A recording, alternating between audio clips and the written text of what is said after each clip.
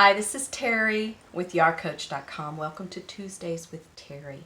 This is the place to be to create a relationship with those unruly teenagers in your life. How do you get kids to listen to you? This is like the number one question I often get from parents and teachers. How do you get kids to listen to you? Well, I want to answer that question with a question for you. And that is, are you talking with your mouth or with your feet? Think about that for a second. I had a friend who went to a counselor who told him that. The friend was afraid his wife was going to leave him. She really didn't have any plans to leave him. But for some reason he was convinced, and the counselor said, listen, she's talking with her feet. She's there. And ever since I heard that, it really caused me to watch what people do instead of what they say. Because very often, myself included, we say things with the best of intentions and with all full meaning, but they don't always actually come to pass, the words that we say. But we always do what we do. That's a given. We do what we do 100% of the time. Whether we meant to or said we were going to, we do what we do. So that's what I want to ask you. The lesson here for you is, you are a model. You are a teacher. Sorry, whether you want to be one or not.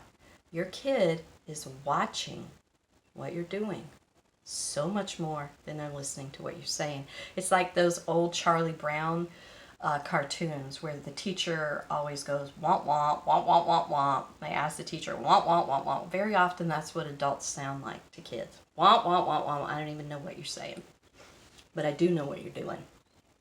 So, no matter what you're saying, your child, your student is watching what you're doing. So here's what I want to ask you to do to help get kids to listen to you. Just this week, pick one issue. Let's say the issue is you're getting to work late every day because your kid is not on time. You say, I'm leaving in 5 minutes, and you leave in 20 minutes, really mad, really upset because your kid is making you late again. So here's what I'd like for you to do. Number one, clearly define what it is that you want. What do I want? I want to be on time for work. I want my kid to be on time for school, if it's that simple. Number two, what do I need to do to make that happen? Right? Notice that flip. I didn't say, what does the kid need to do? What do other people need to do? He needs to get up earlier. He needs to make his own lunch. No. Back up. What do I need to do? I'm the parent. I'm the one in charge here. It's true. That's why I wrote this book, which we'll talk about later. Sometimes parents don't realize that they really are the ones in charge. And it can feel that way when you feel disrespected, when you're tired, all those things that lead to unruly behavior in teenagers. It really does. You need to know that you are the one. What do I need to do to make the change? Do I need to sign him up with the carpool? Do I need to get up earlier? Do I need to have him make his lunch? Do I need to call grandma to come and pick him up and take him to school? Whatever it is, you probably have several options. You'll need to land on one, okay? Then the third thing, and the most important, be kind. Listen, you've trained this child to react to your actions for as long as you've known them, right? So if you're going to flip the chart now, if you're going to flip the story, then you have to be kind with them. And I will suggest being kind in a way that you explain to them what's going on. Kindly, okay? You go into their room at night, which is the best time to talk to a teenager. Good night. Just want to let you know I'm going to get to work on time. My boss is not really happy about it. So I don't want to make this about you. It's about me getting to work on time. So I called grandma to come and pick you up in the morning. What? Grandma? I don't want grandma to come and pick me up. This is, I'm simulating a possible reaction here. I don't want why? Because it's not that I don't like grandma, the kid's thinking or not thinking, maybe just feeling. It's because I have to be on time. I have to be on freaking time if grandma picks me up. I'm not going to get 15 minutes of extra sleep like when mom picks me up, right? Or takes me. So you can say, well, that's the only option I could think of. You got a better idea? I'm open to it. Well, and they may be petulant. That's okay. You have to get past that. Be the adult. Continue to be kind. Kind does not mean necessarily being lenient. It doesn't mean being wishy-washy or mamby-pamby or not sticking with your word. It just means you're being kind in so doing, okay?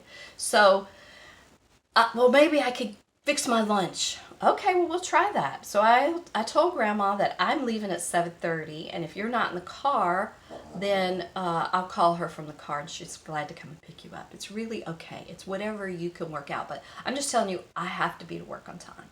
Because if I lose my job, both you and I are going to be in a little bit of trouble here. Okay? Okay. So, number one, what do you want? Clearly define that. Number two, what do you need to do to make that happen? Because you can make that happen. And number three, be kind in all of the above. Okay?